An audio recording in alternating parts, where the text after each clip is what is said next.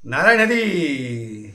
जैसा कि आज रोज इंतजार करते हो कि गुरुजी आएंगे, कुछ वक्तव्य देंगे, कुछ विचार व्यक्त करेंगे। सबसे पहले आपके अंदर बैठे हुए परमात्मा को बारंबार प्रणाम, बारंबार प्रणाम।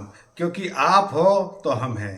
इस संसार के अंदर सब एक दूसरे के सहारे से चल रहे हैं। कोई किसी को कुछ नहीं देता, सब एक दूसरे के सहारे से चल रहे हैं। पूरा संसार इसी से चल रहा है।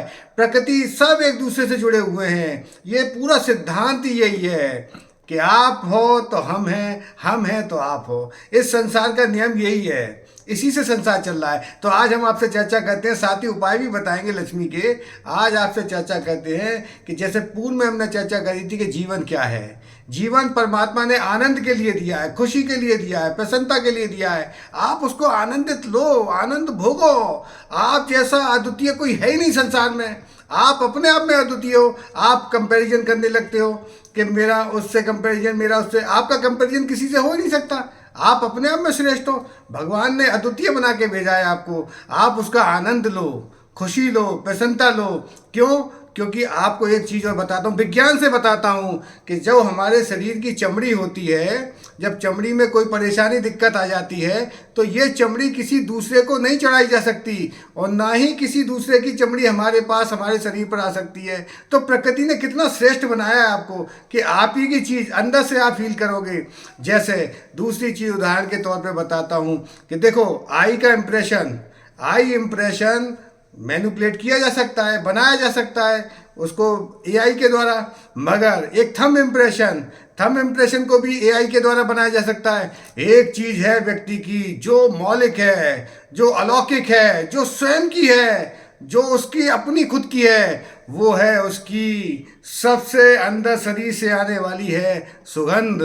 जो उसके शरीर की सुगंध होती है वो किसी से मैच नहीं करती। आपने देखा होगा जब कोई परेशानी, दिक्कत, कहीं कोई घटना घट जाती है तो वहाँ पर जो हमारे शरीर में जो सूंघने की क्षमता होती है उससे 100 गुना ज़्यादा क्षमता जो है वो एक कुत्ते में होती है, जो डॉग्स होते हैं उनके अंदर होती है। और वैसे भी वो भैरव का अवतार कहा गया है। भगवान ने उसको भैरव का अवतार माना जाता है। तो उसके अंदर जो सूंघने की क्षमता होती है वो मनुष्य से 100 गुना ज़्यादा होती है। और कहीं भी जाता है तो वो उसी सुगंध, उसी गंध को देखता है और गंध से उसको पकड़ लेता है। तो आपके अंदर, आप अपने आप में अद्वितीय हो। आप इसका आनंद लो, खुशी मनाओ, प्रसन्नता मनाओ, प्रफुल्लता मनाओ। आप आनंद लो तो सही, आप आनंद लेते ही नहीं हो। आप आनंद लो कैसे? आप कोई भी जिसमें आपका मन रहे, जय श्री श्याम, जय माता दी, नारायण हरि, या ओम नमः शिवाय, या नमः शिवाय, या शिव शिव शिव शिव शिव शिव शिव शिव, जो भी आपका नाम, वाहे गुरु की फतेह, वाहे गुरु का खालसा, वाहे गुरु की फतेह, जिसमें आपका नाम में आपका मन लगता है, जिसमें मन रमता है, उस नाम का जाप करो। जा से जन्म और पासे पाप, जा से जन्म पासे पाप, जाप से जन्म जन्मांतर के पापों का नाश हो जाता है। आप किसी भी नाम को आप जाप कीजिए, किसी भी नाम का स्मरण करिए, लगातार करते रहिए, करते रहिए। निरंतरता से ही सारी चीज़ें आती हैं। जीवन में खुशी आती है, प्रसन्नता आती है। देखो, आप सुनते हो इतने प्यार से, आप कमेंट भी करते हो, लिखते भी हो, अपने विचार भी व्यक्त करते हो, अपनी भावनाएं भी व्यक्त करते हो। आपके जीवन में जो चल रहा होता है, जो जो चीज़ें, अब हर मनुष्य को इस संसार के अंदर, हर मनुष्य को धन चाहिए, यानी लक्ष्मी चाहिए। मैं उसी के लिए उसको छोटे छोटे उपाय आपको बताता हूँ जिससे आपके जीवन में आनंद आए, आपके जीवन में खुशियाँ आए। आप उनको करो, लाभान्वित हो, क्योंकि गुरु शिष्य परंपरा से मुझे प्राप्त हुआ है। अब शास्त्रों के अनुसार मैंने पहले भी आपको बताया है कि गुरु कौन, सबसे पहले गुरु, सबसे पहली गुरु है माँ। माँ से बड़ा संसार के अंदर कोई गुरु नहीं है। जब मार्क्स के बाद नंबर आता है पिता का, और जो माता पिता को ज्ञान दे वो गुरुतुल्य पूजनीय आदरणीय वंदनीय सम्माननीय है। तो माँ सबसे प्रथम गुरु है। हाँ, माता पिता को जो ज्ञान दे वो गुरुतुल्य पूजनीय आदरणीय है। जो माता पिता को, वो भी गुरुतुल्य है। जैसे बच्चे अब पढ़ने जाते हैं तो उनको शिक्षा मिलती है, तो वो भी गुरु हैं। गुरु तो आप अनंत बना सकते हो, जितने चाहे। हाँ, जब कोई सदगुरु जीवन में आता है तो चूंकि उसके गुरु के माध्यम से उसका दीपक जल, हर इंसान के पास अपना घी, दीपक, बाती मौजूद है। अब उसका दीपक जल गया है किसी सदगुरु के माध्यम से, तो वो क्या कहता है? वो सिर्फ यही कहता है, आपके पास भी स्वयं में भी दीपक है, घी है, बाती है, सब कुछ मौजूद है आपके पास, मगर वो जला हुआ नहीं है। वो सदगुरु के माध्यम से किसी गुरु का दीपक जला हुआ है, वो अपने जले हुए दीपक से आपके दीपक को जला देता है। उसी क्षण से आपके जीवन में आनंद प्रारंभ हो जाता है। आनंद है क्या? आनंद सुख का दुख, मान का अपमान, यश का अपयश है। आनंद का कोई विलोम नहीं है। आनंद की होती है अनुभूति। आप मुझे देख रहे हो, यहाँ तक देख रहे हो तो आपको अनुभूति हो रही है, तभी तो आप देख रहे हो, तभी तो आपको आनंद आ रहा है, आप खुशी ले रहे हो, प्रसन्नता मना रहे हो आपके जीवन में। क्योंकि ये जो आनंद की अनुभूति है वो तो शब्दातीत है। आप रोज इंतजार करते हो कि गुरुजी आएंगे, अपने वक्तव्य देंगे, कुछ विचार व्यक्त करेंगे, आपके अंदर एक पॉजिटिव ऊर्जा आती है, एक शक्ति आती है कि कोई है मेरे साथ, गुरुजी तो मेरे साथ है, कम से कम कोई नहीं है, गुरु का तो सहारा है ही है। तो जीवन में आप आनंद लीजिए, खुशियां मनाइए। मैं तो छोटे छोटे आपको उपाय बताता रहता हूँ कि आप लक्ष्मी जी को कैसे पसंद करें। आप आज आपको एक बहुत सुंदर श्रेष्ठ उपाय बता रहा हूँ जिससे लक्ष्मी जी आपके यहाँ स्थिर भी रहे और आनंद भी आए। जैसे मैंने पूर्व में भी बहुत से कहा है कि छोटी छोटी जो कन्याएं होती हैं आपके घर में आ जाती हैं, बच्चे आ जाते हैं आपके घर में, तो चहचहाते हैं, खुशियाँ आती हैं। बच्चे बड़े ईश्वर के तत्व के नज़दीक होते हैं, भगवान के नज़दीक होते हैं। जो 7 साल से कम के बच्चे होते हैं, जिनकी आयु 7 साल से कम की, वो भगवान के नज़दीक होते हैं, उनका सीधा मिलन ईश्वर से हो रहा होता है। आप उन्हें खिलखिलाते हुए देखोगे, मुस्कुराते हुए देखोगे, आपके घर में चहचहाएंगे। आपके यहाँ भी जन्म हुआ होगा किसी न किसी छोटे बच्चे का, या आस पड़ोस में हुआ होगा, वो भी आपके यहाँ आते होंगे, तो चहचहाते हैं, वो खुश हो जाते हैं, वो देखते हैं, आपको प्रेम करते हैं, स्नेह करते हैं। मैंने पहले भी आपको बताया कि आप जैसा कोई है ही नहीं, आप अद्वितीय हो अपने आप में। अपने को पहले पहचानो, अपने को जानो। रही बात व्यापार की, रही बात आप जिस जॉब को कहते हो, नौकरी को कहते हो, उसमें बहुत सारी स्ट्रेस रहती है,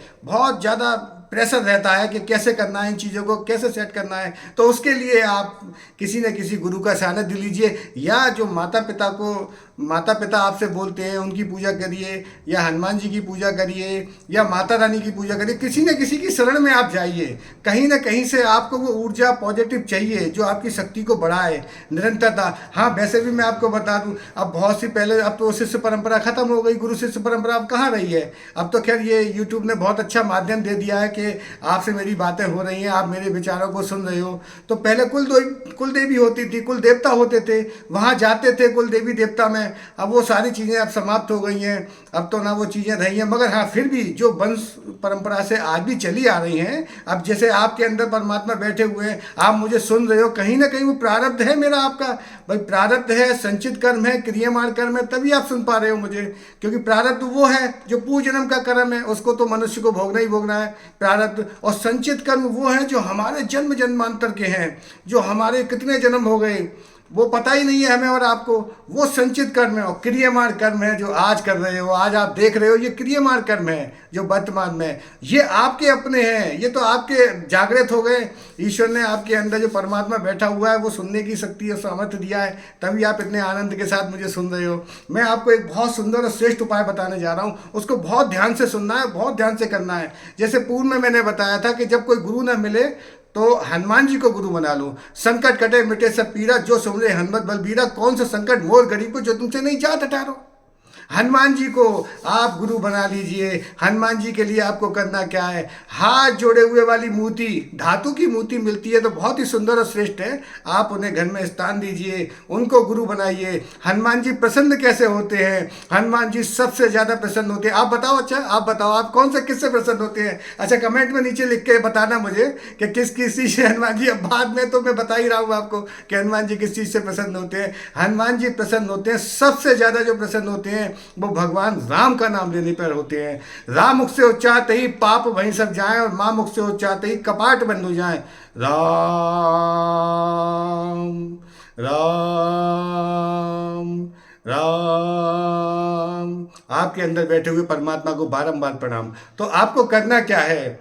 आपको करना सिर्फ इतना है कि जो सिंदूर है और चमेली का तेल लेना है, वो लेकर एक झंडा भी लेना है, जो मिल जाते हैं बाजार में झंडे, और अपनी इस तीसरी उंगली से चमेली का तेल उसमें मिला के सिंदूर में इस तीसरी उंगली से आपको लिखना है, जो अनामिका होती है उससे लिखना है झंडे पर राम। जैसे ही आप राम लिखोगे और राम लिखने के उपरांत उस झंडे को मंदिर में रख के आओगे, यानी गाड़ के आओगे, उसी समय से आपके झंडे गड़ना प्रारंभ हो जाएंगे। जो आपको परेशानियां, घर में कोई हारी है, बीमारी है, कोई दिक्कत है, किसी भी आर्थिक परेशानी है, मकान की सोच रहे हो, मकान बन नहीं पा रहा, ज़मीन खरीदना चाहते हो, ज़मीन खरीद नहीं पा रहे, बच्चे का एडमिशन कराना चाहते हो, एडमिशन अच्छे स्कूल में हो नहीं रहा, बच्चे बहुत कोशिश कर रहे हैं, उनका पढ़ाई में मन नहीं लग रहा, कोई भी घर की परेशानी है वो सारी समाप्त हो जाएंगी हनुमान जी को गुरु बनाने से। हनुमान जी को आप गुरु बनाइए और उनको स्थान दीजिए अपने घर में। उनको जो विधि है उसके अनुसार आप उनको स्थान दे सकते हो, और भगवान राम का नाम लेने से वो बहुत ज़्यादा प्रसन्न होते हैं। आपके अंदर बैठे हुए परमात्मा को बारंबार प्रणाम। नारायण हरि, नारायण हरि, नारायण हरि।